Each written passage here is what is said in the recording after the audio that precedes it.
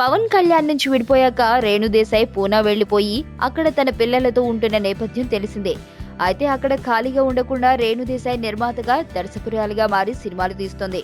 అలా ఆమె చేస్తున్న ప్రయత్నాలలో భాగంగా ఆమె తీసిన ఇష్క్ వాలా లవ్ మరాఠీ భాషలో ఇప్పటికే విడుదలై విమర్శకుల ప్రశంసలు పొందింది. అయితే ఈ సినిమాలో ఒక అతిథి పాత్రలో పవన్ కొడుకు అఖీరానంద్ నటించడంతో ఈ సినిమాకు ఏదో విధంగా క్రేజ్ తీసుకురావాలని రేణు దేశాయ్ చాలా గట్టిగా ప్రయత్నించినా ఈ సినిమా తెలుగు డబ్బింగ్ ను విడుదల చేయడానికే ఎవరూ ముందుకు రాని పరిస్థితి ఏర్పడింది. దీనితో ఈ సినిమాను విడుదల చేయలేని రేణు దేశాయ్ చిట్ట చివరకు ఈ సినిమాను ఈటీవీలో వచ్చే నెల 4వ తారీఖు నాడు ప్రీమియర్ షోగా ప్రసారం చేయనుంది. ఇక ఈ సినిమా ఆ ఛానల్లో ప్రసారం అవుతున్న సందర్భంగా ఆ సినిమాకు సంబంధించిన టీజర్ ను విడుదల చేసి ఈ సినిమాపై ఆసక్తి పెంచడానికి ప్రయత్నిస్తున్నారు.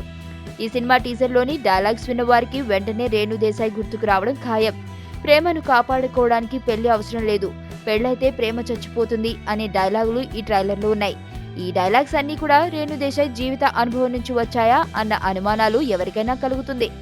రేణు దేశాయ్ పవన్ కళ్యాణ్లు చాలా కాలం సహజీవనం చేసి తమకు అఖీరానంద్ పుట్టిన తర్వాత చిరంజీవి బలవంతంతో వీరిద్దరు పెళ్లి చేసుకున్నారు అన్న వార్తలు గతంలో వచ్చాయి.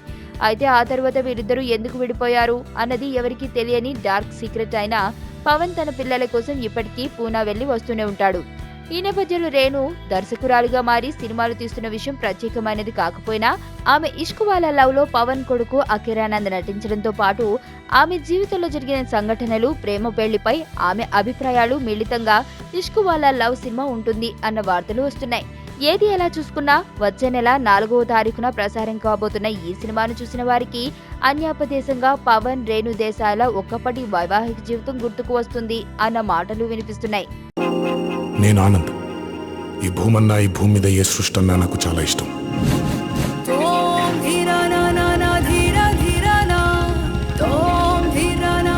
చెట్లు, మొక్కలు, గాలి, నీరు, వాటిని కాపాడుకోవటమే నా పని కూడా. It's a joggers park. 213 చెట్లు ముంబైకి చాలా ఆక్సిజన్ సప్లై చేస్తుంది.